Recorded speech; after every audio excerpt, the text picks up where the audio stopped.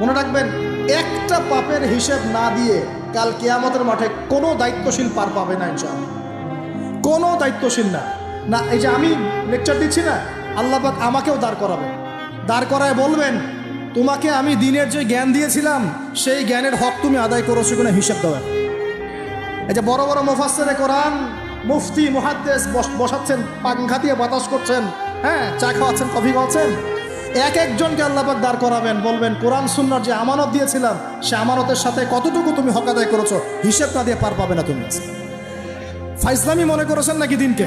ঠিক একইভাবে সমাজের, রাষ্ট্রের দায়িত্ব আল্লাহ পাক যাদেরকে দিয়েছেন এক একজন ব্যক্তিকে আল্লাহ পাক দাঁড় করাবেন, দাঁড় করা জিজ্ঞাসা করবেন কোন কোন জনগণের কোন কোন হক তুমি নষ্ট করেছো, কার কার হক দিয়েছো, কার কার দেও নাই, সবার সামনে হিসাব দাও, তারপর জন্ম দেবে। এত সহজ না, এত সহজ না। দুনিয়ার জীবনের প্রতিটা কাজের হিসাব আল্লাহর কাছে দিতে হবেই হবে, এটা গ্যারান্টি। এই প্রতিটা মেয়েকে আল্লাহ জিজ্ঞাসা করবেন, তোমাকে পর্দার বিধান দিয়েছিলাম, কেন পর্দা করো? প্রত্যেক মুসলিমকে আল্লাহ জিজ্ঞাসা করবেন, 5 ওয়াক্ত নামাজ ফরজ করেছিলাম, নামাজ পড়ো নাই কেন, ঠিক মতো পড়েছো কিনা? প্রত্যেক ধনীকে আল্লাহ জিজ্ঞাসা করবেন, দাঁড় করিয়ে করে এক একজন করে, একসাথে 10 জন না, একজন একজন একজন করে আসবে, একজন করে। এই আব্দুল্লাহ তুমি আসো, এই আব্দুর রহমান তুমি আসো, এই ওবায়দুল্লাহ তুমি আসো, এই রহিম তুমি, আব্দুর রহিম তুমি আসো। এক একজন করে আল্লাহ ডাকবেন, বলো তোমাকে ধন দিয়েছিলাম, কি করেছো?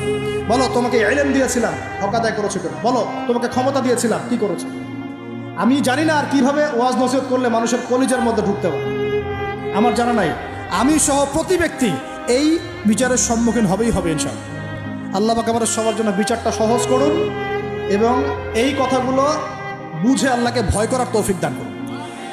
আমাদের আন্ডারে যারা আছে সবার হিসেব আমাকে দেওয়া লাগবেই। অতএব সমাজ থেকে দুর্নীতি বন্ধ করেন, পাচার হওয়া সব কালো টাকা সাদা করে নিয়ে আসুন, অপচয় কমান, দুর্নীতি কমান, এবং যারা জুলুম জালেম ওদের সাথে কোনো আপোষ করবেন না, সমাজে ন্যায় বিচার